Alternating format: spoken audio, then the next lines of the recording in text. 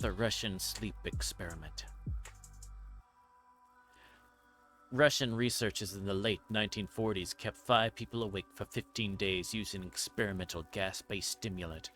They were kept in a sealed environment to carefully monitor their oxygen intake so the gas didn't kill them, since it was toxic in high concentrations. This was before closed-circuit cameras, so they had only microphones and 5-inch thick glass porthole-sized windows into the chamber to monitor them. The chamber was stocked with books, cots to sleep on, but no bedding, running water, and toilet. Enough dried food to last all 5 for over a month. The test subjects were political prisoners, deemed enemies of the state during World War II. Everything was fine for the first 5 days. The subjects hardly complained having been promised falsely that they would be freed if they submitted to the test and did not sleep for 30 days. Their conversations and activities were monitored, and it was noted that they continued to talk about increasingly traumatic incidents in their past, and the general tone of their conversations took on a darker aspect after the 4-day mark. After 5 days, they started to complain about the circumstances and events that led them to where they were and started to demonstrate severe paranoia. They stopped talking to each other, began alternately whispering to the microphones in one-way mirrored portholes. Oddly, they all seemed to think they could win the trust of the experimenters by turning over their comrades, the other subjects in captivity with them. First, the researchers suspected this was an effect of the gas itself. After 9 days, the first of them started screaming. He ran the length of the chamber repeatedly, yelling at the top of his lungs for 3 hours straight. He continued attempting to scream, but was only able to produce occasional squeals. Researchers postulated that he had physically torn his vocal cords. The most surprising thing about this behavior is how the other captives reacted to it, or rather, didn't react to it. They continued whispering to their microphones until the second of the captives started to scream. The 2 non-screaming captives took the books apart, smeared page after page with their own feces, and pasted them calmly over the glass portholes. The screaming promptly stopped. So did the whispering to the microphones. After 3 more days passed, the researchers checked the microphones hourly to make sure they were working, since they thought it impossible that no sound could be coming with 5 people inside. The oxygen consumption in the chamber indicated that all 5 must still be alive. In fact, it was the amount of oxygen 5 people would consume at a very heavy level of strenuous exercise. On the morning of the 14th day, the researchers did something they said they would not do to get a reaction from the captives. They used the intercom inside the chamber, hoping to provoke any response from the captives. They were afraid were either dead or vegetables. They announced, "We are going to the chamber to test the microphones. Step away from the doors and lie flat on the floor. You will be shot. Compliance will earn one of you your immediate freedom." To their surprise, they heard a single phrase in a calm voice response. "We no longer want to be freed." Debate broke out among the researchers and the military forces funding the research. Unable to provoke any more response using the intercom, it was finally decided to open the chamber at midnight on the 15th day. The chamber was flushed of the stimulant gas and filled with fresh air, and immediately, voices from the microphones began to object. 3 different voices began begging, as if pleading for the life of their loved ones, to turn the gas back on. The chamber was opened, and soldiers sent in to retrieve the test subjects began to scream louder than ever, and so did the soldiers when they saw what was inside. 4 or 5 subjects were still alive, although no one could rightly call the state of any of them in life. The food rations past day 5 had not been so much as touched. There were chunks of meat from the dead test subjects' thighs and chests stuffed into the drain in the center of the chamber, blocking the drain, allowing 4 inches of water to accumulate on the floor.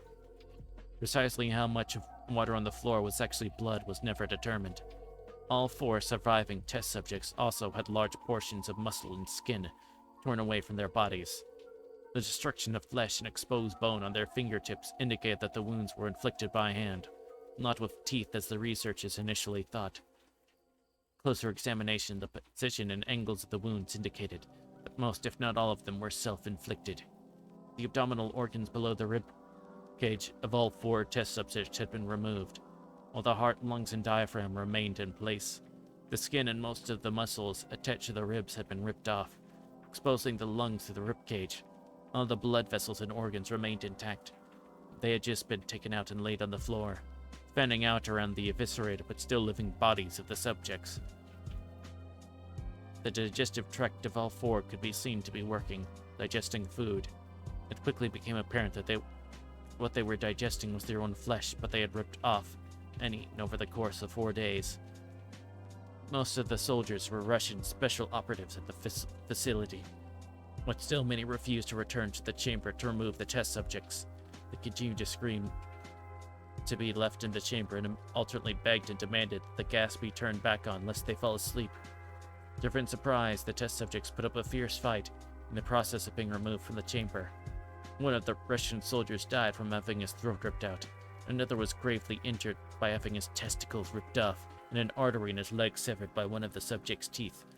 Another 5 of the soldiers lost their lives if you can count ones that committed suicide in the weeks following the incident.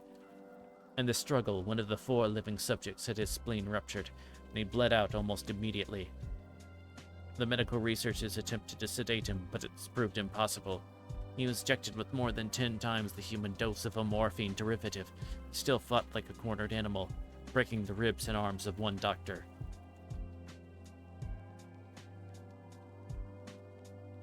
One heart was seen to beat for a full 2 minutes after it had bled out to the point there was no more air in his vascular system than blood. Even after it stopped, he continued to scream and flail for another 3 minutes, struggling to attack anyone in reach and just repeat the word more over and over, weaker and weaker, until he finally fell silent. The surviving 3 test subjects were heavily constrained and moved to a medical facility. The 2 with the intact vocal cords continuously begging for the gas, demanding to be kept awake. The most injured of the 3 was taken to the only surgical operating room that the facility had. In the process of preparing the subject to have his organs placed back within his body, it was found that he was effectively immune to the sedative they had given him to prepare him for the surgery. He fought furiously against his restraints when the anesthesia gas was put out to put him under. He managed to tear most of the way through a 4-inch wide leather strap on one wrist, even though the weight of a 200-pound soldier holding that wrist as well. It took only a little more anesthetic than normal to put him under. The instant his eyelids fluttered and closed, his heart stopped. The autopsy of the test subject that died on the operating tables found that his blood had tripled the normal level of oxygen. His muscles that were still attached to his skeleton were badly torn, and he had broken 9 bones in a struggle to not be subdued. Most of them were from the force his own muscles had exerted on them. The second survivor had been the first of the group of the 5 to start screaming. His vocal cords destroyed, he was unable to beg or object to surgery. He only reacted by shaking his head violently in disapproval when the anesthetic gas was brought near him. He took his head yes when someone suggested, reluctantly, they try the surgery without anesthetic, and did not react for the entire 6-hour procedure of replacing his abdominal organs and attempting to cover them with what remained of his skin. The surgeon presiding stated repeatedly that it should be medically possible for the patient to still be alive. One terrified nurse assisting the surgery stated that she'd seen the patient's mouth curl into a smile several times whenever his eyes met hers. When the surgery ended, the subject looked at the surgeon and began to wheeze loudly, attempting to talk while struggling. Assuming this must be something of drastic importance, the surgeon had a pen and pad fetched so the patient could write his message. It was simple: keep cutting. The other 2 test subjects were given the same surgery, both without anesthetic as well, although they had to be injected with a paralytic for the duration of the operation. The surgeon found it impossible to perform the operation while the patients laughed continuously.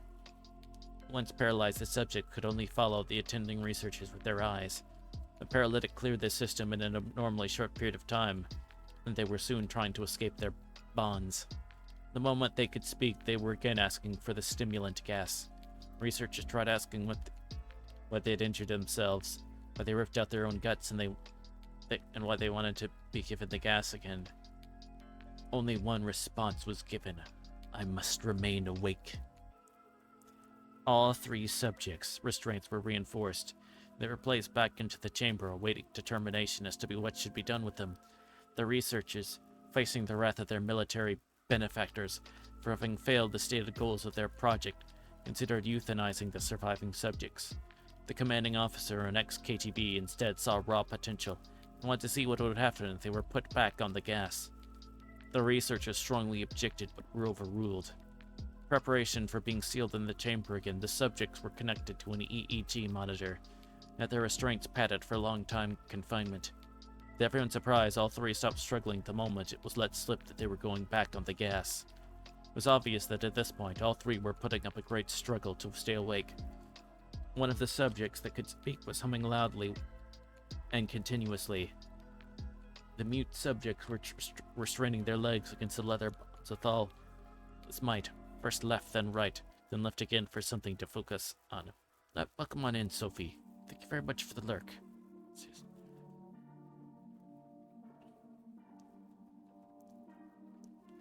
The remaining subject was holding his head off his pillow and blinking rapidly. He had been the first to be wired for EEG. Most of the researchers were monitoring his brainwaves in surprise. They were normal most of the time, but sometimes flatlined inexplicably. It looked as if he were repeatedly suffering brain death before returning to normal. As they focused on paper scrolling out to the brainwave monitor, only one nurse saw his eye slip shut at the same moment his head hit the pillow. His brainwaves immediately changed to that of deep sleep, then flatlined for the last time as his heart simultaneously stopped. The only remaining subject that could speak started screaming to be sealed, and now his brainwave showed the same flatline as the one who had just died from falling asleep. The commander gave the order to seal the chamber with both subjects inside, as well as 3 researchers. One of the named 3 immediately drew his gun and shot the commander point blank between the eyes, then turned the gun on the mute subject and blew his brains out as well. He pointed his gun at the remaining subject, still restrained to a bed as the remaining members of the medical and research team fled the room. I won't be locked in here with these things, not with you, he screamed at the man strapped to the table. What are you? He demanded. I must know. The subject smiled. Have you forgotten so easily? The subject asked. We are you. We are the madness that lurks within you all, begging to be free at every moment in your deepest animal mind. We are what you hide from in your beds every night.